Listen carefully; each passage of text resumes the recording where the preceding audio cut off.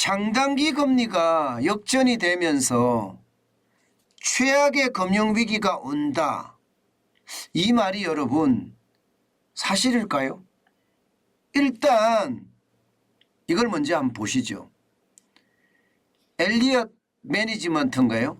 폴 싱어 설립자 주주들에게 서한을 보냈습니다. 그 서한의 내용에 포함되어 있는 내용이에요.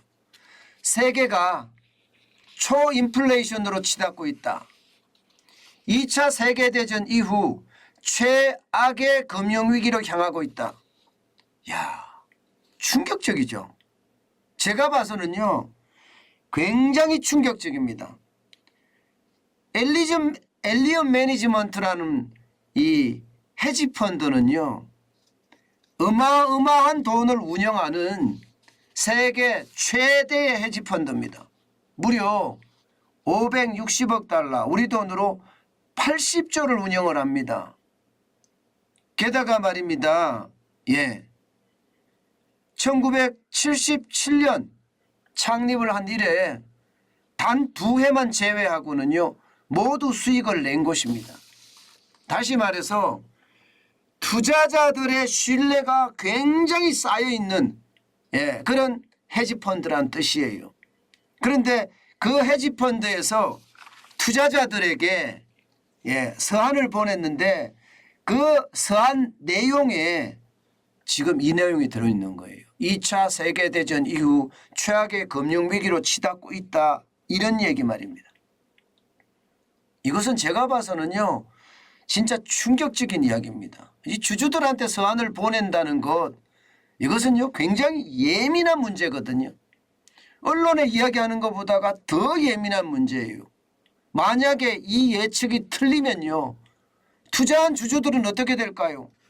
빠져나갑니다.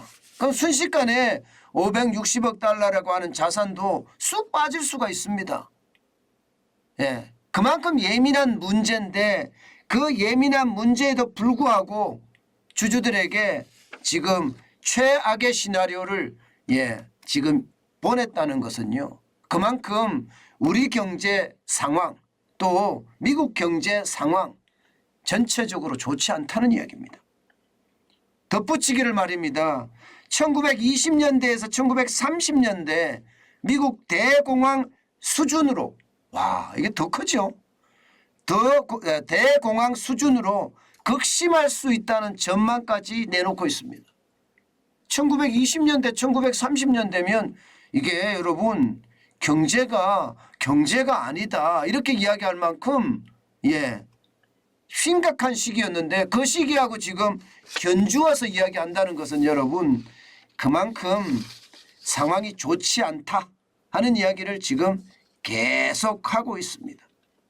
그러면서 덧붙이기를요 1980년대 약세장과 오일쇼크, 그리고 1987년의 시장 붕괴, 그리고 2000년대 닷컴 버블에 대한 붕괴, 마지막으로 2008년 금융위기를 겪었다고 해서 이게 우리가 위기를 다 봤다고 생각하지 말아야 된다 이렇게 이야기합니다. 무슨 말이냐, 이거보다 더 최악의 위기를 볼 수 있다는 거예요. 이거보다 더 최악의 위기. 결국은 말입니다. 최악의 위기가 점점 다가오고 있다고 지금 엘리엇 매니지먼트 세계 최대 헤지펀드는 이야기하고 있다는 겁니다. 그런데 이 말이 틀렸느냐? 여러분 지금 틀리지 않을 것 같아요. 왜냐하면요 실제 지표로도 그렇게 나타나거든요. 당장 여러분 이거 한번 보세요. 미국의 장단기 금리 역전입니다. 일반적으로 말입니다. 돈을 오랫동안 맡기면 이자를 많이 주는 게 일반적이잖아요. 그런데 지금 보시는 것처럼 2년물은 4.71%를 주는데 10년물은요 4.14%를 줍니다. 그러면 여러분 이 장단기 금리 차가 얼마나 돼요? 57bp입니다. 57bp. 57bp면 여러분 이거 역대 최고입니다. 역대 최고. 다시 말해서 금리 차가 굉장히 많이 벌어진다는 거예요. 일반적으로 말입니다. 장단기 금리의 역전이 일어나면 경기 침체가 온다고 했습니다. 그런데 장단기 금리의 역전의 차이가 역대 최대라는 것은요. 지금 앞으로 올 위기가 역대 최대의 위기가 올 수도 있다. 이렇게 전망할 수도 있는 겁니다. 여러분 실질적으로 한번 보실래요? 예, 지금 장단기 금리가 역전된 부분 이것을 지금 보고 있는데요. 1980년대 오일 쇼크 때는요. 장단기 금리가 85bp였습니다. 마이너스 85bp. 지금보다는 그래도 많지요. 그러나 일본 부동산이 붕괴가 될 때 1990년에서 91년 사이입니다. 이때는요. 마이너스 39bp입니다. 닷컴 버블 2000년대 붕괴될 때는 마이너스 41bp고요. 글로벌 금융위기 때는 마이너스 11bp입니다. 그러니까 지금 마이너스 57bp는요. 금융위기 때하고 비교해보면 5배가 크다는 거죠. 5배 이상이 크다는 이야기잖아요. 결국 말입니다. 결국 이번처럼 장단기 금리차가 극단에 달한 것은 1981년 9월에 마이너스 85bp니까 이때 이후로 처음이라는 겁니다. 그러니까 미국의 전문 경제 채널들도 말입니다. 모두가 위기를 이야기하고 있습니다. 월스트리트 저널은요. 지금 미국의 갑작스런 금리 인상이 채권 시장을 초토화시키고 있다. 이렇게 이야기하고 있습니다. 여기에다가 블룸버그는요. 역사적으로 장단기 금리 역전이 경기 침체로 몰아가고 있다. 이렇게 표현하고 있습니다. 왜 이렇게 금리 역전이 심각하게 되느냐. 제가 월스트리트 저널에서 이야기했던 것처럼 미국이 굉장히 빠른 속도로 금리를 인상하고 있기 때문에 지금 자이언트 스텝을 한 번도 아니잖아요. 지금 현재까지 자이언트 스텝을 단행한 게 말입니다. 여러분 무려 4번에 걸쳐서 자이언트 스텝을 단행을 했습니다. 그 정도로 말입니다. 굉장히 빠른 속도로 자이언트 스텝을 단행을 해요. 그렇게 되면 시장의 위기는요. 그냥 온다 이렇게 이야기합니다. 온다. 그만큼 충격적이 돼가고 있다는 이야기입니다. 지난 6월에 자이언트 스텝 0.75%의 금리를 인상을 했습니다. 그런데 7월에도 자이언트 스텝, 9월에도 자이언트 스텝, 11월에도 자이언트 스텝, 12월에도 자이언트 스텝이 될지도 모릅니다. 그러니 이 급박한 초스피드의 금리 인상이 결국은요. 경기 침체를 몰고 오는데 그 침체의 깊이가 굉장히 크다는 거예요. 그래서 장단기 금리 역전이 됐고요. 여러분도 알다시피 장단기 금리 역전은 첫 시작이 언제였느냐. 3월 29일부터 시작이 됐습니다. 3월 29일부터. 3월 29일에 장단기 금리 역전이 처음 시작이 되고요. 6월에 시작이 되고요. 6월 초에. 그리고 다시 7월에 시작이 돼서 지금은 그 격차를 굉장히 벌리고 있습니다. 결국 말입니다. 장단기 금리의 어떤 심각한 격차는요. 시장에 그 충격을 점점 더 크게 가져올 수 있다. 이렇게 얘기할 수 있습니다. 그만큼 여러분 심각하다는 뜻이에요. 그렇게 되니까 기업들이 움직이기 시작했어요. 기업들이. 이게 이제 장단기 금리 역전에 대한 충격이라고 저는 보이는데 여러분 이거 한번 보세요. 기업들이 움직입니다. 당장 아마존만 하더라도요. 전 부분에 걸쳐서 채용을 중단한다. 이렇게 선언을 했고요. 애플도 신규 채용을 잠정 중단한다 이야기합니다. 트위터는요.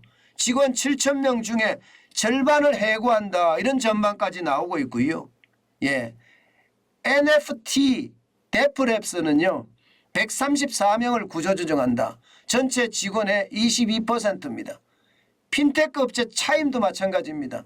전체 직원의 12%를 해고한다. 160명을 해고한다고 하고요.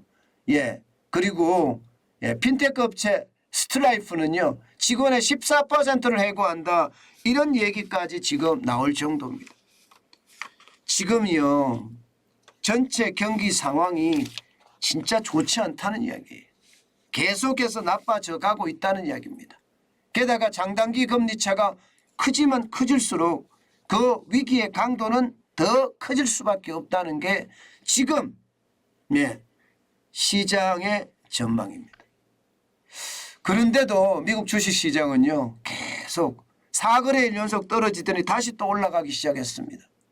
보시다시피 나스닥 종합지수는 1.28% 132.31이 상승을 했습니다. 1471.25로 마감했어요. 참 시장에 대한 전망하고요. 실제 나타나는 지수하고 좀 많이 틀리죠. 예, 많이 틀리죠. 이게 시장의 전망하고 실제 나타난 지수하고 틀리는 것은요. 그만큼 저는 거품이 껴있다 이렇게 생각을 합니다. 때문에 진짜 투자 조심하셔야 된다. 그 말씀 또 드리고 싶습니다. 예, S&P 지수도 마찬가지입니다. 1.36% 상승했습니다. 50.66이 올라서 3770.55로 마감을 했고요.